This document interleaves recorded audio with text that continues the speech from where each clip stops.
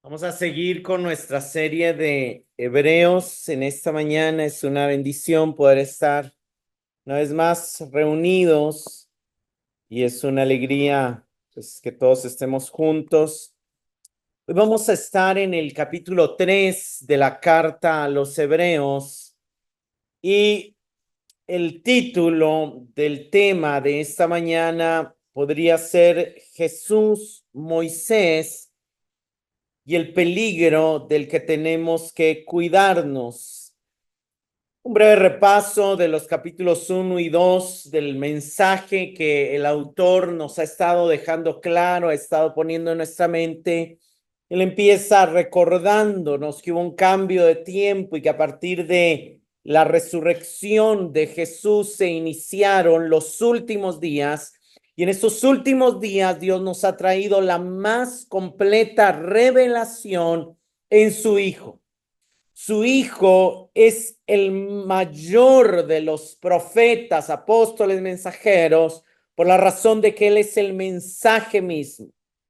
El autor pasa a hablar de la superioridad del Hijo sobre los ángeles y la razón por la que el Hijo es superior a los ángeles, nos dice, es porque el Hijo tiene un mejor nombre, tiene una mejor posición, dado que Él creó a los ángeles, los gobierna y también porque ellos le adoran. Eso lleva al autor a llevarnos a entender que el evangelio anunciado por Cristo es mayor que la ley de Moisés, que fue promulgada por ángeles por mano de Moisés como mediador.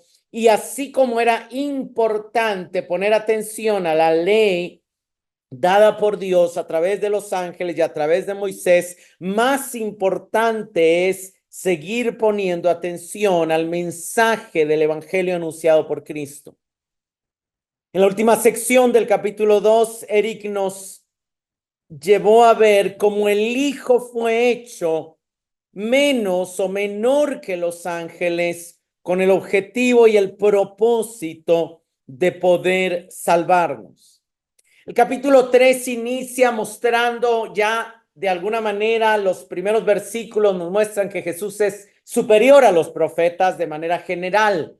Luego el autor se enfoca de manera específica a ver cómo Jesús es superior a los ángeles. Y la primera parte del capítulo 3, el autor nos muestra la superioridad de Jesús sobre Moisés. Ahora, antes de entrar directamente al texto, es importante ver cómo el autor ha venido hablando de la necesidad de la encarnación de Cristo, de cómo Cristo fue realmente, también en la carta él ha venido mostrándonos que Cristo era realmente Dios, pero también era realmente hombre como el hijo de David, y él se hizo como uno de nosotros, participó de carne, de sangre, tuvo una humanidad completa, se hizo semejante a nosotros en todo, dice la escritura, para poder redimirnos, para poder liberarnos del temor y para poder socorrernos en nuestras dificultades. Así él va a seguir el desarrollo de su exposición y ahora va a pasar a establecer la superioridad de Cristo sobre Moisés. Es importante aclarar que el autor no está hablando mal de los ángeles, ni tampoco está hablando mal de Moisés. Como todos sabemos y también, y como hemos explicado, la comunidad a la que él escribe es una comunidad en Roma cuyo número principal es judíos, aunque es casi seguro que no era una comunidad exclusiva de judíos, porque ninguna comunidad de la iglesia del primer siglo fue exclusiva de judíos.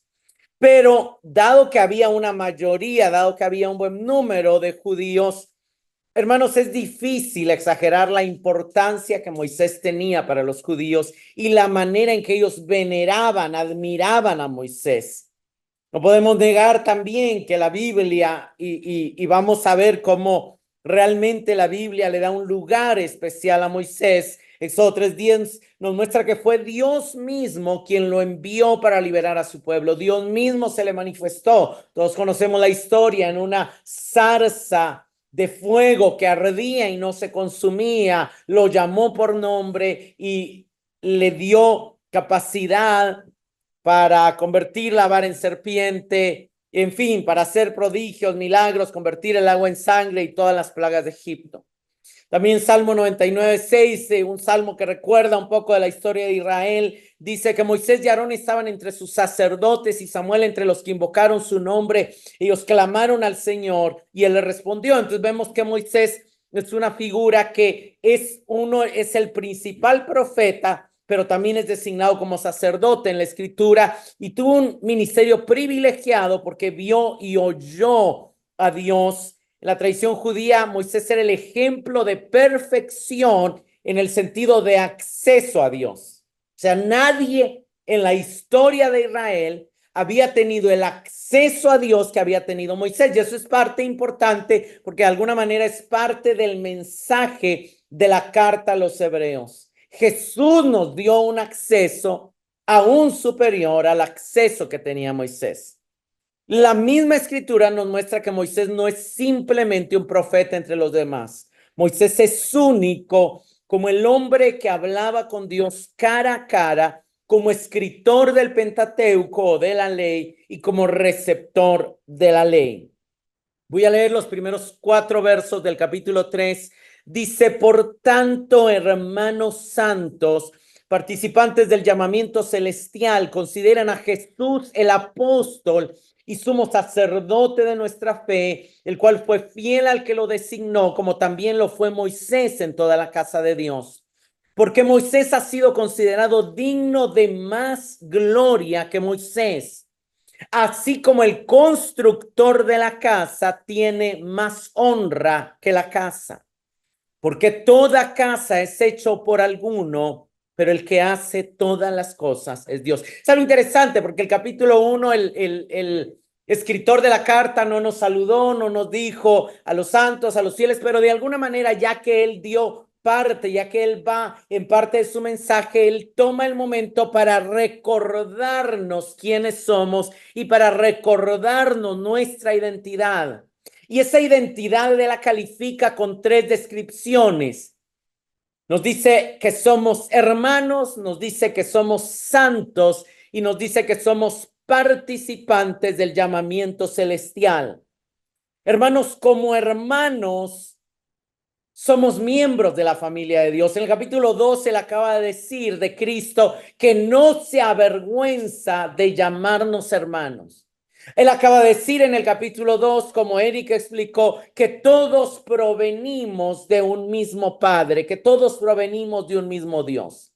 Él está resaltando esa nueva naturaleza que se nos fue dada cuando se nos fue dado el Espíritu en el nuevo pacto, cuando nacimos de nuevo, como dice Juan, no de carne, no de sangre, no de voluntad de varón, sino de Dios. Como dice Cristo, no de carne, sino del Espíritu. Somos hermanos porque Dios nos hizo nacer por su Espíritu y por su palabra en una vida en la cual somos participantes de la naturaleza divina, dice Pedro. Entonces, lo primero que tenemos que ver es que lo que nos une aquí es que somos de un mismo linaje, en el espíritu. Obviamente, también en la carne, ¿verdad? Todos somos descendientes de Adán, pero bueno, se ha perdido un poco ahí el tema de los apellidos, las familias y todo. Pero lo importante aquí es que lo que nos hace hermanos es la vida del Espíritu. Somos miembros de la familia de Dios y Cristo es nuestro hermano mayor y no se avergüenza de llamarnos hermanos. Pero no solamente somos hermanos, somos santos. Y eso hace referencia a la obra de la sangre de Cristo que nos ha limpiado del pecado, porque él vino como cordero a quitar el pecado del mundo y nos ha separado para Dios. La palabra santo significa apartado o separado para Dios, pero también hace referencia a la obra de la santificación. Y también somos participantes del llamamiento celestial. Y este es un tema clave. El tema clave aquí es que ya redimidos, ya adoptados, ya santificados, hay una meta propuesta. Hay una meta propuesta, ser como Él, participar de su gloria. ¿Por qué el llamamiento es celestial?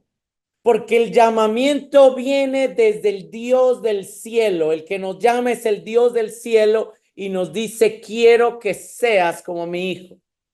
Y porque de alguna manera nos llama a participar también de las cosas celestiales, de los tesoros celestiales, aprovechar el que hemos sido bendecidos con toda bendición espiritual en los lugares celestiales. No tenemos que confundir que el llamamiento celestial es que somos llamados a un día llegar al cielo. No, no, no. Somos llamados a desde ya a participar de lo celestial aún mientras estamos aquí en la tierra. Entonces, el mensaje es consideren. Ese consideren en el griego se puede traducir contemplen, pero quizá la mejor expresión es fijen su atención en Jesús. Hermanos, el llamado de la carta sí o sí, como hemos dicho, es que la única manera de poder vivir bien este viaje y de poder llegar bien a nuestro destino es con los ojos puestos, contemplando, considerando, fijando nuestra atención en Jesús. Y entonces viene y describe a Jesús con dos términos y dice, el apóstol y sumo sacerdote de nuestra fe. Hermanos, apóstol significa enviado.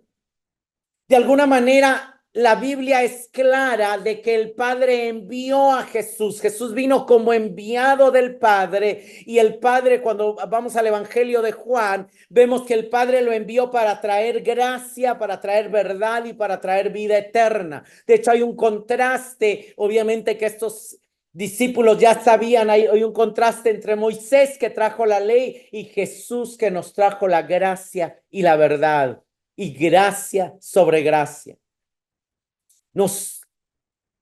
Moisés trajo una ley que traía muerte, pero Jesús trajo vida eterna, la fe y la gracia a través de la cual recibimos vida eterna. Como apóstol, Jesús viene a saciar la necesidad que tenemos de oír a Dios.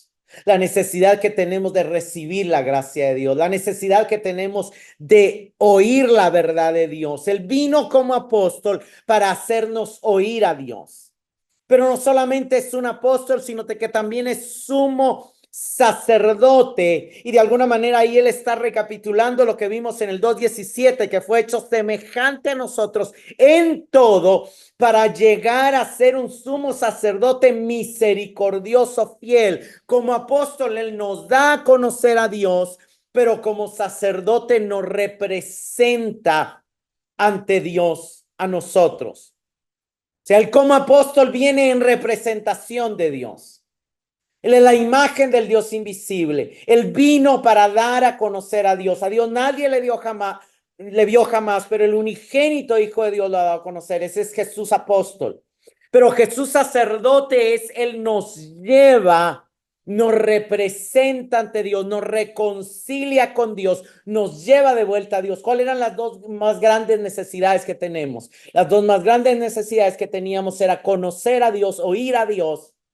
Porque el oír a Dios nos hacía responder la pregunta de dónde venimos y quiénes somos.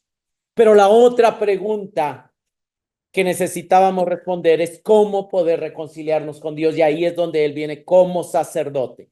Como apóstol trae a Dios a nosotros y como sacerdote nos lleva de vuelta a Dios, nos reconcilia con Dios. Ahora, Él es apóstol y sumo sacerdote de nuestra, aunque la palabra ahí es fe, no es el griego normal que se traduce como fe pistos, sino que es una palabra que se traduce mejor confesión o profesión.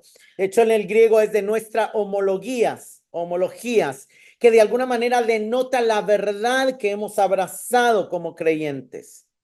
Entonces, Él es el apóstol y sumo sacerdote de lo que confesamos, de lo que profesamos creer como hermanos santos, como participantes de la familia de Dios. Es interesante porque también aquí vemos las dos naturalezas de Cristo. El apóstol es su divinidad y también como fiel, y su sacerdocio nos habla de su humanidad. Ahora él sigue diciendo y dice en el verso 2 que Jesús fue fiel al que lo designó, al igual que Moisés fue fiel al que lo designó.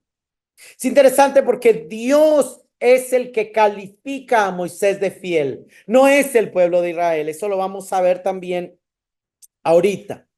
Pero, y no está obviamente hablando mal de Moisés, está diciendo que Moisés fue un hombre fiel. No todos somos aquí fieles, ¿verdad? Es muy difícil ser fiel así al 100%, es muy, muy difícil serlo, ¿verdad?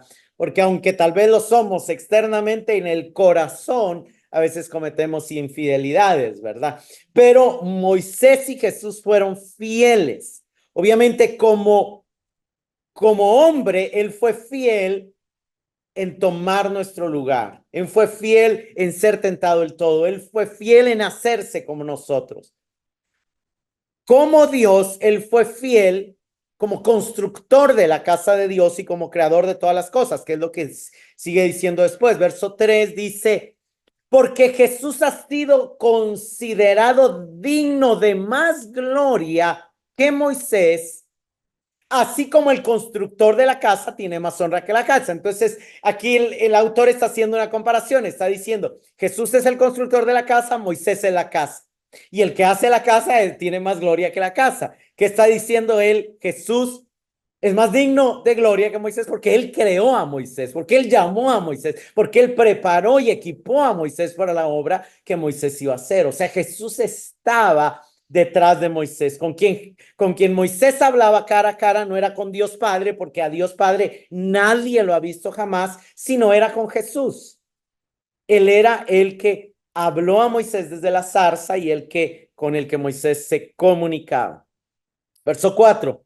Porque toda casa es hecha por alguno, pero el que hace todas las cosas es Dios. Miren qué maravilloso, porque él está hablando de Jesús hombre y luego pasa a hablar, Jesús hizo a Moisés y no solo hizo a Moisés, hizo todas las cosas. Jesús es Dios. Jesús es Dios, sí, se hizo semejante a nosotros en todo como hombre, pero Él es Dios. No olvidemos, Jesús es verdaderamente hombre y verdaderamente Dios. Como Dios creó todas las cosas y como hombre es nuestro sumo sacerdote y nos representa delante de Dios. Ahora, hablemos un poquito de la gloria de Moisés para entender que la gloria de Jesús, que Jesús es digno de mayor gloria que Moisés. ¿Cuál es en sí la gloria de Moisés? Vayamos a Números 12, del 5 al 8. Dice Números 12, del 5 al 8. Entonces el Señor descendió en una columna de nube, se puso a la puerta de la tienda, llamó a Aarón y Miriam, y cuando los dos se adelantaron, él dijo, oigan ahora mis palabras. Si entre ustedes hay profeta, yo el Señor me manifestaré a él en visión, hablaré con él en sueños. No así con mi siervo Moisés. En toda mi casa él es fiel. Cara a cara hablo con él, abiertamente y no en dichos oscuros, y él contempla la imagen del Señor. ¿Por qué pues no temieron hablar contra mi siervo, contra Moisés? Miren, hermanos, ¿cuál es la gloria de Moisés? Una de las glorias de Moisés es haber sido elogiado y defendido por Dios mismo. Dios mismo lo elogia y lo defiende. Dios mismo dice, él es fiel, y Dios mismo dice, yo a él lo pongo en una categoría aparte. A los profetas yo les hablo por visiones, por sueños, pero con mi siervo Moisés yo hablo con él cara a cara. O sea, otra de las glorias de Moisés es que tiene el privilegio de tener una mayor cercanía a Dios. O sea, ¿por qué Moisés está siendo tomado en cuenta por el autor? Porque él va a hablar de un tema, de un privilegio que tenemos, que el que más cerca estuvo en la historia fue Moisés. Él llegó a tener una cercanía con Dios que nadie en la historia de Israel llegó a tener. Moisés es afirmado por este autor de Hebreos como el más grande de los profetas y quizá por todos los judíos y quizá como el mayor de los líderes del Antiguo Testamento. De hecho, algo interesante, vamos a ver ahorita que Moisés dice que dio testimonio. En Deuteronomio 18, Moisés anunció que un profeta mayor vendría después de él con una mayor revelación. O sea, Moisés mismo anunció que iba a haber alguien de mayor gloria que él. Obviamente la gloria de Jesús es mayor porque aunque Moisés hablaba con Dios cara a cara, a Moisés Dios no le dijo así como a los ángeles, ven y siéntate a mi diestra. Eso solo pasó con Jesús. Veamos 5 y 6. Moisés fue fiel en toda la casa de Dios como siervo, para testimonio de lo que se iba a decir más tarde. Pero Cristo fue fiel como hijo sobre la casa de Dios, cuya casa somos nosotros, si retenemos firme hasta el fin nuestra confianza y la gloria de nuestra esperanza. Quedémonos en Moisés. ¿Cuál es otra diferencia de que Jesús es de mayor gloria que Moisés? Moisés fue siervo, Jesús es hijo. Moisés solo fue siervo. Moisés dio testimonio al construir una copia de lo celestial. Jesús nos da acceso a la realidad celestial. Moisés anunció que vendría un profeta con una mayor revelación que él. Jesús trajo la mayor revelación que Moisés anunció. Jesús fue fiel no como siervo, sino como hijo. Moisés era parte de la casa, pero el constructor de la casa era el hijo.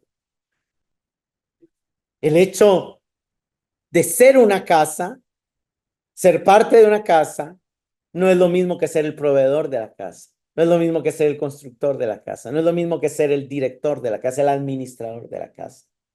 Jesús es el constructor de la casa. ¿Y qué casa está construyendo él? Su iglesia, porque él dijo, yo edificaré mi iglesia.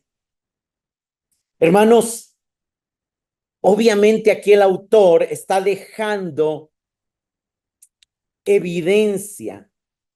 Y de alguna manera algo hermoso es que el autor pasa de Jesús a Moisés, de Moisés a Jesús, y luego pasa a nosotros.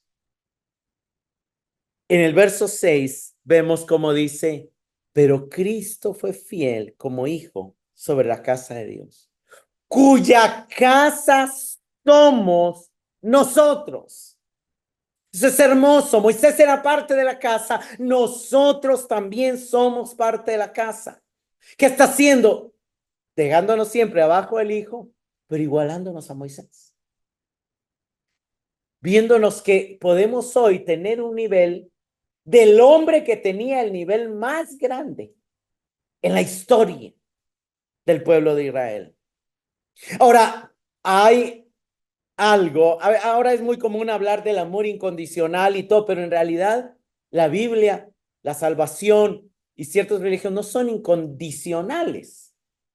Para ser salvos hay una condición que es creer en él. Para ser justificado la condición es tener fe.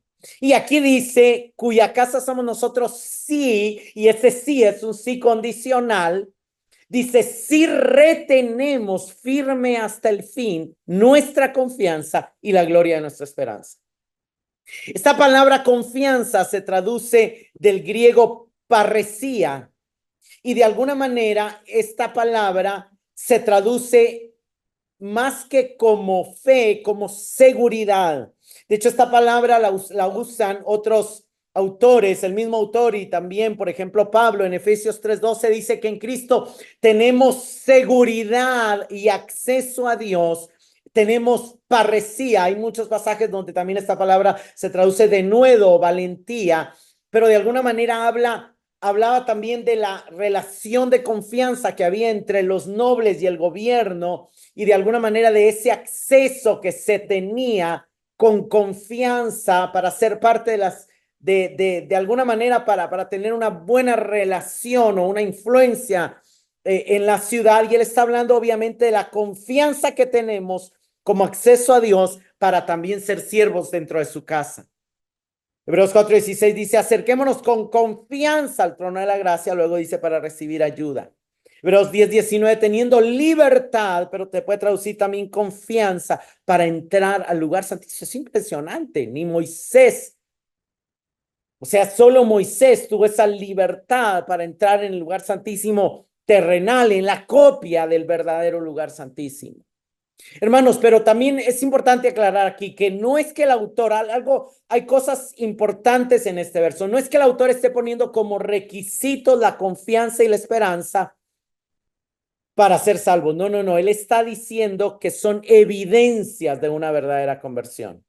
O sea, si nosotros somos la casa de Dios, sí, es una demostración, somos la casa de Dios, sí, retenemos firme hasta el fin nuestra confianza y la gloria de su esperanza. Algo interesante también es que el autor no usa el término futuro, no dice, vamos a ser la casa de Dios si retenemos. No, no, no, es un presente.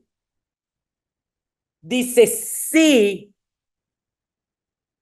retenemos, somos la casa de Dios. O sea, lo que está diciendo es que somos la casa de Dios y se va a demostrar que somos la casa de Dios reteniendo hasta el fin nuestra confianza en Dios, nuestro acceso a Dios, nuestra comunión con Dios y reteniendo hasta el fin la gloria de nuestra esperanza. Esa palabra confianza escribía la relación franca y abierta de los ciudadanos con el Estado, pero entre los judíos se usaba para detonar la convicción de la comunión con Dios a la que se tenía acceso por medio de Cristo. Dado que Jesús fue un sumo sacerdote fiel al servicio de Dios, Él nos abre camino para que podamos acercarnos a Dios. Y por eso podemos confesar abiertamente nuestra fe con la base de una esperanza inconmovible. Ahora, algo también que el pasaje dice es, no dice eres, dice somos. Nosotros, todos. Y es algo que ataca el espíritu de individualismo de nuestra era. Es tentador decir, no necesito una iglesia, pero eso no es lo que la Biblia dice.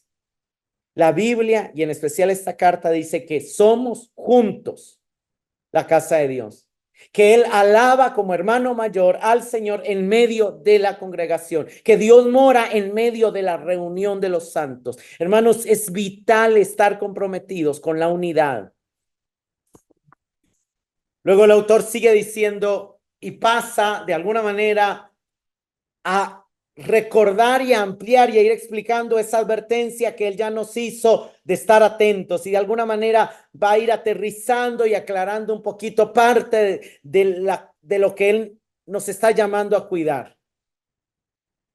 Del 7 al 12 dice, por lo cual, como dice el Espíritu Santo, si ustedes oyen hoy su voz, y aquí él empieza a citar el Salmo 95, si ustedes oyen hoy su voz, no endurezcan sus corazones como en la provocación, como en el día de la prueba en el desierto, donde sus padres me tentaron y me pusieron a prueba y vieron mis obras por 40 años, por lo cual yo me disgusté con aquella generación y dije, siempre se desvían en su corazón y no han conocido mis caminos.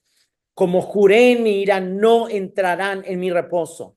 Tengan cuidado, hermanos, no sea que alguno de ustedes haya algún corazón malo de incredulidad para apartarse del Dios vivo. Debe llamar nuestra atención las primeras palabras. El Salmo 95 lo escribió David, pero el autor tiene una alta concepción de la escritura y él no le importa quién lo escribió, él sabe que lo escribió el Espíritu Santo. Y nos dice como dice, y también vale recordar, no está usando el término futuro. Porque para él la palabra es siempre presente, siempre actual. Dios siempre está hablando por medio de la palabra. Usted abre la palabra y lo que lee hoy el Señor se lo está diciendo. No se lo dijo hace 200 años a los israelitas, se lo está diciendo hoy a usted y a mí. Como dice el Espíritu Santo. También vemos la Trinidad aquí. Está hablando, ya nos habló del Padre que invitó a su Hijo, nos está hablando del Hijo, y aquí vemos que él cita a la tercera de la persona de la Trinidad como autor de la Escritura y como el que hoy habla a través de la Escritura. Él tiene una alta concepción de la Escritura como un medio a través del cual Dios sigue hablando a su pueblo día a día. Pero cita la Escritura también para mostrarnos lo que Dios nos quiere decir hoy. Y nos cita el Salmo que nos habla de la generación que presenció a los ángeles que atrajeron la ley a Moisés. Esta generación Fue una generación que oyó la voz de Dios, pero endureció su corazón y tentaron a Dios y lo pusieron a prueba, a pesar de que vieron sus obras durante 40 años. Durante 40 años Dios les proveyó, Dios hizo crecer sus vestidos, Dios hizo crecer sus vestidos, Dios hizo crecer su calzado, Dios envió lluvia, envió maná, envió carne, envió fuentes de aguas, envió plagas, o sea, los libertó, los cuidó, estuvo con ellos en forma de nube, tuvieron aire acondicionado en el desierto, en la noche en forma de fuego tenían calefacción en el desierto. Se admiraron del poder de Dios, pero dice, no han conocido mis caminos. No conocer sus caminos es que no llegaron en realidad a conocerlo. Ahora, ellos son un ejemplo de un peligro que nosotros tenemos. Tengan cuidado, dice el verso 12. Pongan atención, peligro. ¿Cuál es el peligro? Que no haya en alguno de ustedes quiere decir que la advertencia no es solo para el pastor, ni solo para el que se siente en la silla, es para todos. Alguno de ustedes nos incluye a cada uno de nosotros. ¿Cuál es el peligro? Que todos debemos de cuidarnos de no caer en incredulidad, de no, habiendo creído a Dios en el pasado, dejar de creer en Él en el futuro. Veamos qué pasó con esta generación. Números 14 nos cuenta un poco, Números 14 es el pasaje específico donde Dios jura en su ira que no van a entrar en su reposo. ¿Qué están haciendo ellos? El inicio del verso acaban de Josué y Caleb identificar con otros 10 la tierra prometida, se encuentran con gigantes, vienen y encuentran que la tierra es buena, que hay grandes frutos, pero que hay gigantes. Entonces, ¿cuál es la reacción del pueblo? La reacción del pueblo, dice, es, sus voces se elevaron en una gran protesta contra Moisés y Aarón. Si tan solo hubiéramos muerto en Egipto o incluso aquí en el desierto, se quejaban. Porque el Señor nos está llevando a esta tierra solo para que muramos en batalla. Nuestras esposas y a nuestros hijos se llevarán como botín. ¿No sería mejor volvernos a Egipto? Entonces conspiraron entre ellos. Escojamos a un nuevo líder y regresemos a Egipto. Verso 11. Y el Señor le dijo a Moisés, ¿hasta cuándo me despreciará este pueblo? Nunca me creerán, aún después de todas las señales milagrosas que hice por ellos. O sea, el pueblo ha estado, miren hermanos, el peligro no es no haber creído a Dios en el pasado. El peligro es no seguir creyendo de que Él puede seguir obrando en el futuro. Ellos han creído en el pasado. Más adelante, Números 14, siempre, el 19 al 23, hablando Moisés en oración a Dios, le dice, Señor, en conformidad con tu magnífico, inagotable amor, por favor, perdona los pecados de este pueblo, así como los has perdonado desde que salió de Egipto. Entonces el Señor le dijo, los perdonaré como me lo pides, pero tan cierto es como que yo vivo y tan cierto como que la tierra está llena de la gloria del Señor, ni uno solo de ese pueblo entrará jamás en esta tierra. Todos vieron mi gloriosa presencia y las señales milagrosas que realicé, tanto en Egipto como en el desierto, pero vez tras vez en el hebreo, 10 veces me han probado, rehusando escuchar mi voz. Ni siquiera verán la tierra que juré dar a sus padres, ninguno de los que me trataron con desdén la veré. Que ellos sí creyeron que Dios los iba a sacar de Egipto, sí, creyeron que Dios los iba a sacar de Egipto. El mismo autor de los Hebreos nos dice que por la fe cruzaron el Mar Rojo como por tierra seca, que no creyeron. Cuando lo que Dios les dijo, les entregaré una tierra que fluye leche y miel. La tierra de los cananeos y bueno, y todos los feos. En Levítico 20:24 les dice, a ustedes les he prometido, poseerán la tierra de ellos, porque yo te la daré a ti como posesión, una tierra donde fluyen la leche y la miel. Eso no lo creyeron. Cuando dice 10 veces me han testado, resalta la repetición de que se quejan y murmuran. De hecho, si usted sigue leyendo, dice, murmuran contra mí, se quejan de mí. Hermanos, la ira de Dios no se encendió por un solo incidente, sino por una persistente tendencia a quejarse y a no confiar en la dirección del Señor. Entonces viene el autor y poniéndonos ese ejemplo de esa generación que creyó a Dios, nos dice, nosotros somos igual que ellos, ya creímos para salvación, ya creímos para salir del mundo, ya creímos para salir de Egipto.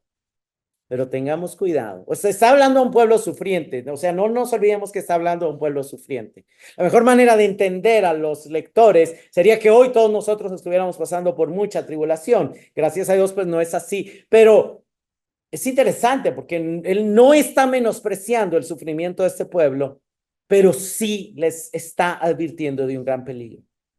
Del 13 al 15 les dice antes de caer en el peligro de llegar a tener un corazón incrédulo como llegaron a tener estos, de que han creído a Dios en el pasado, pero dejaron de creer para que Él cumpla las promesas que Él dijo que va a hacer en el futuro. Hay gente, usted sabe que hay gente hoy que creyó en Cristo, que ha creído en Cristo, que ya no creen que Él vaya a venir por segunda vez.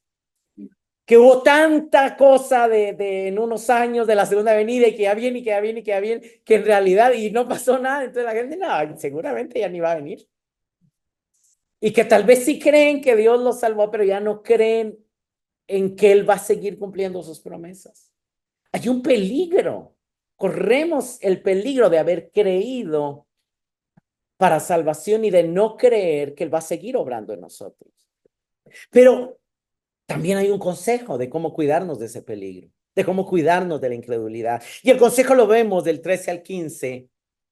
Antes, exhórtense los unos a los otros cada día, mientras todavía se dice hoy. Hermanos, el hoy no es un día del pasado, sino un día, el hoy del presente. La cualidad del hoy es el día de la promesa, es el día donde Dios nos está hablando. Para el autor no hay tal cosa como un día de rutina. Cada día es un hoy significativo. Cada día es un hoy que Dios nos quiere hablar. Antes, exhórtense los unos a los otros cada día, mientras se dice hoy, no sea que alguno de ustedes sea endurecido por el engaño del pecado. Una de las cosas que nos endurece y disminuye nuestra fe en Dios es cuando abrazamos el pecado como algo normal y el pecado nos engaña como algo ante lo cual no tenemos que encender las alertas. Verso 14. Y de alguna manera lo que está mostrando el autor es que estamos todos los días entre las alternativas de fe y obediencia o incredulidad y desobediencia. Verso 14, porque somos hechos participantes de Cristo. Antes había dicho, porque somos la casa de Dios. Antes había dicho, somos participantes del llamamiento celestial, pero ahora dice, somos hechos partícipes de Cristo si es que retenemos firme hasta el fin el principio de nuestra seguridad. Aquí nos está llamando partícipes de Cristo, miembros de su cuerpo, miembros de su casa, miembros de su familia. Pero eso se va a demostrar si en realidad lo somos, si perseveramos en la fe. Si perseveramos en la fe, vamos a dar evidencia de que en realidad somos miembros de su cuerpo.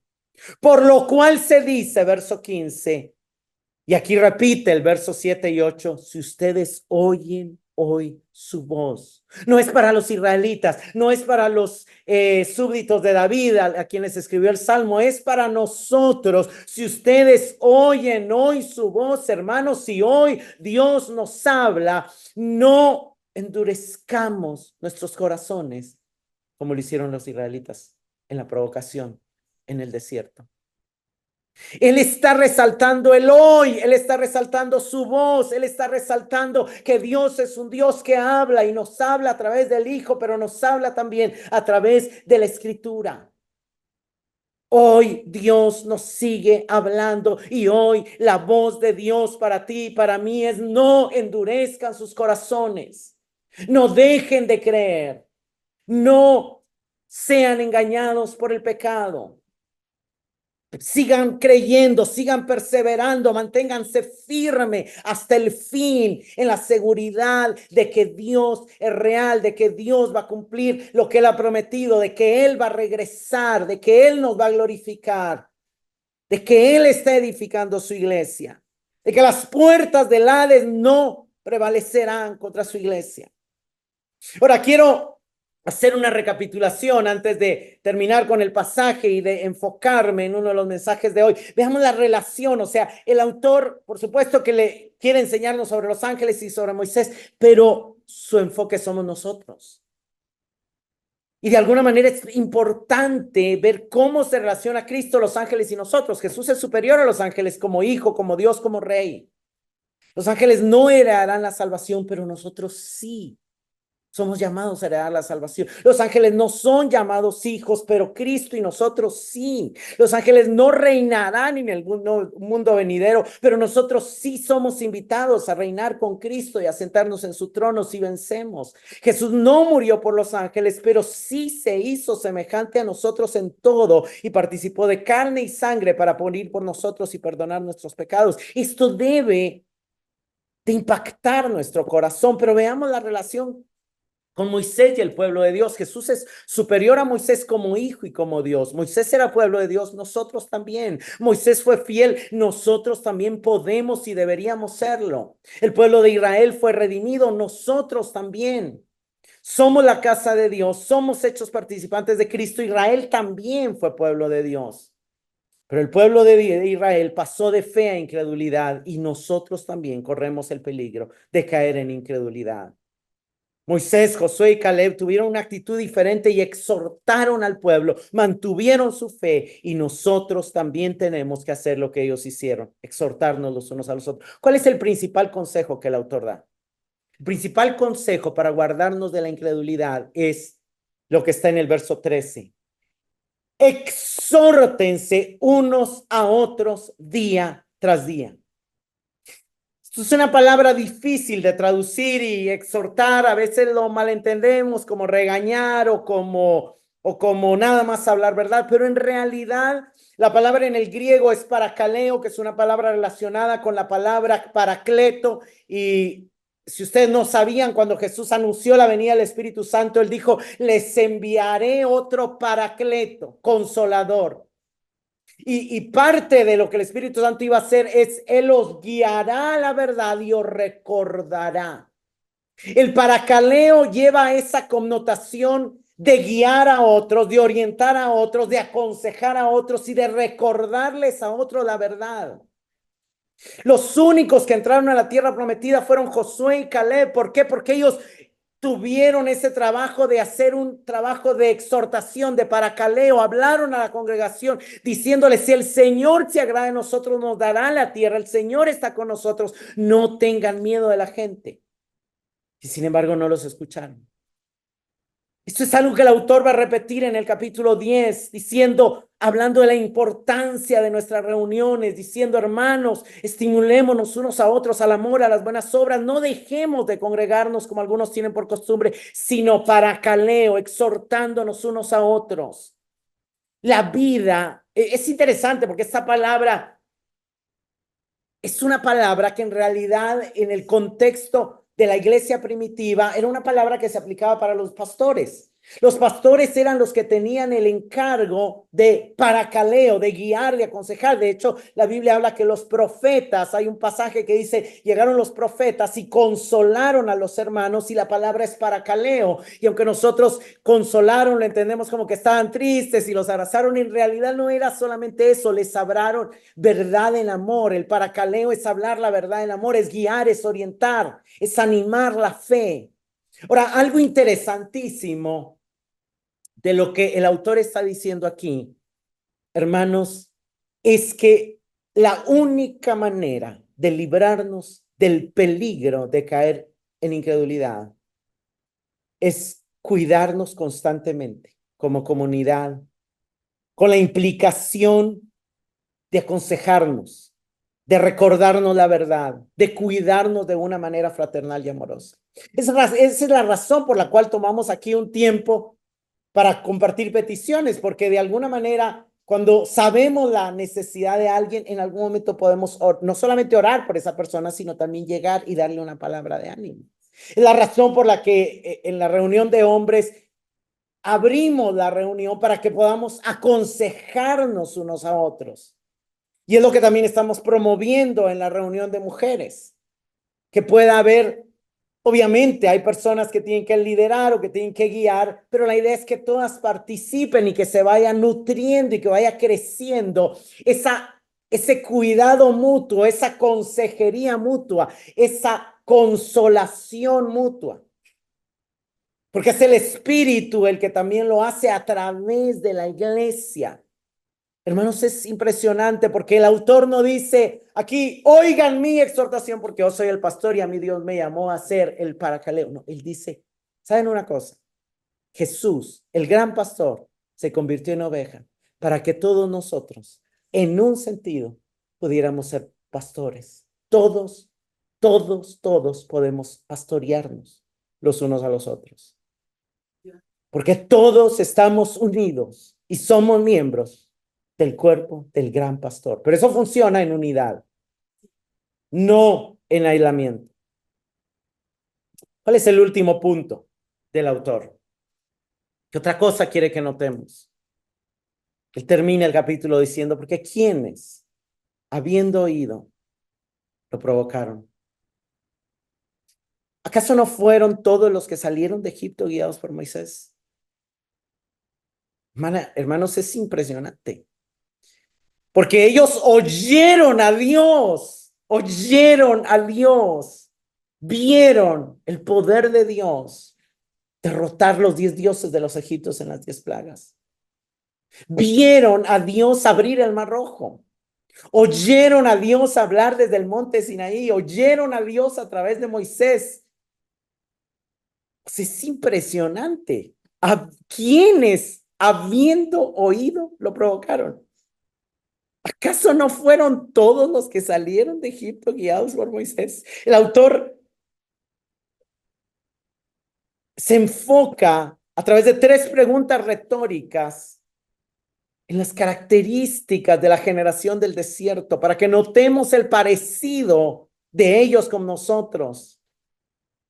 Y para que recordemos que si ellos no escaparon del castigo, nosotros tampoco escaparemos si descuidamos nuestra salvación, como lo dijo en el 2.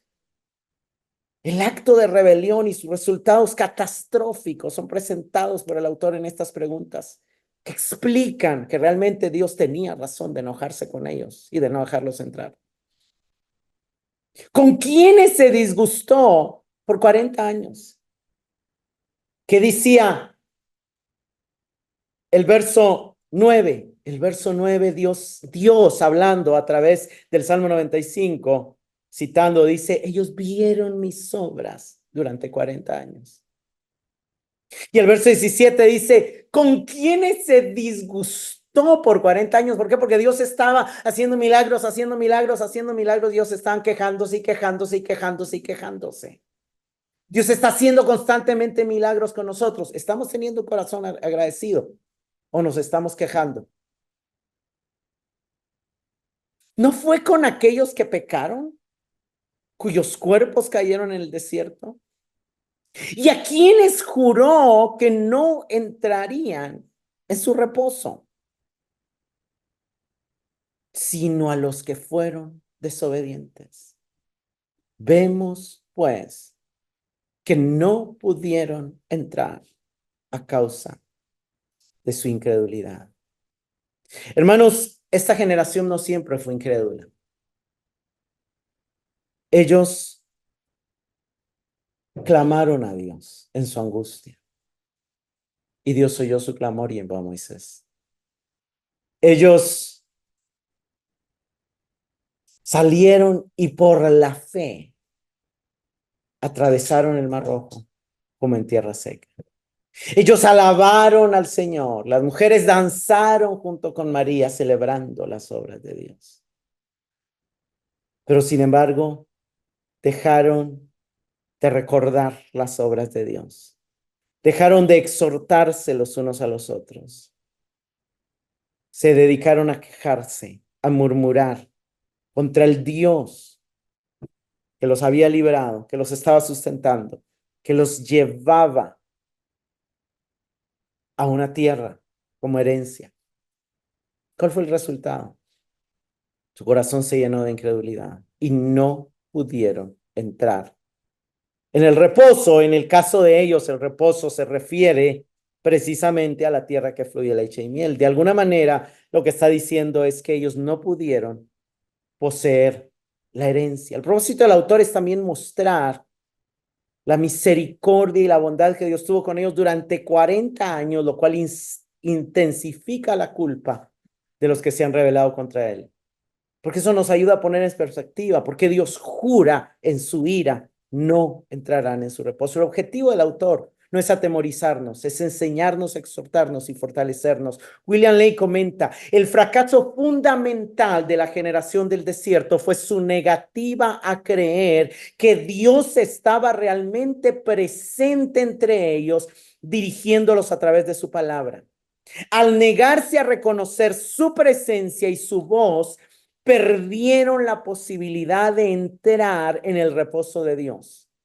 Al llamar la atención sobre su destino, el escritor advierte a la comunidad que no pierda la fe en la presencia de Dios con ellos, que se celebra cada vez que se lee la palabra de Dios o se proclama la tradición del Evangelio.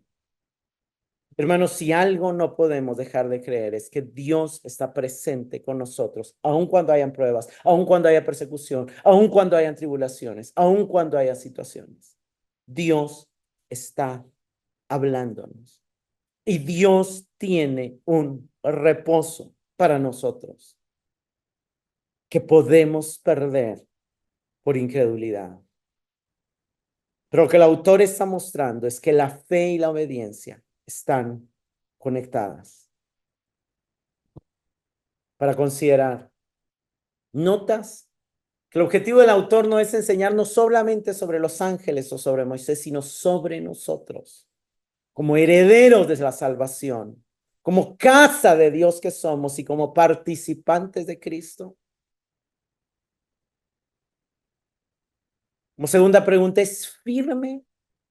¿Se mantiene firme tu seguridad en tu acceso a Dios? ¿Y es tu mayor esperanza participar de su gloria? Porque somos la casa de Dios y retenemos firme hasta el fin la seguridad de que a través de Cristo tenemos acceso a Dios, la seguridad de que Dios está con nosotros y en medio de nosotros. Y también si retenemos la esperanza de verlo en gloria, de participar de su gloria, de ser transformados a su gloria. ¿Te das cuenta cómo un corazón que ha visto el poder de Dios manifestarse en portentos puede llegar a endurecerse por la incredulidad? Hermanos, ninguno de nosotros estamos libres del peligro, de que en el pasado hemos creído en Dios, de que en el pasado hemos visto a Dios obrar. Que Dios nos guarde y nos ayude a obedecer, a atender la advertencia del autor de tener cuidado. Y que nos ayude también a aplicar el consejo de vivir en constante cuidado mutuo, aconsejándonos, consolándonos, recordándonos, guiándonos la verdad los unos a los otros. Señor, te damos gracias por tu palabra. Te damos gracias, Señor, porque eres superior al hombre que antes de ti no había tenido tal acceso. Había tenido tal acceso que los hacía diferente de los demás profetas. Te había podido conocer porque habló contigo cara a cara, porque vio tus caminos, porque vio tus espaldas. Señor, nosotros en nuestra humanidad nos sentimos muy inferiores a Moisés. Y sin embargo, a través de Cristo, nos concedes un privilegio similar y aún mayor al que tuvo Moisés. Señor, gracias, porque siendo tú el gran pastor de las ovejas, y siendo nosotros ovejas torpes, débiles, insignificantes, indefensas, tomaste nuestra forma y te hiciste un cordero y con tu sangre limpiaste nuestro pecado Y nos adoptaron, nos adoptaste como hijos. Fuimos adoptados como hijos. Y hoy somos hermanos, hoy somos santos. Y hoy participamos de tu llamamiento. Y participamos de tu cuerpo. Gracias, Señor. Ayúdanos a cumplir la tarea de exhortarnos, aconsejarnos, cuidarnos, orar, velar los unos por los otros. Guárdanos de ser engañados por el pecado y líbranos de caer en incredulidad. Te lo suplicamos, Dios.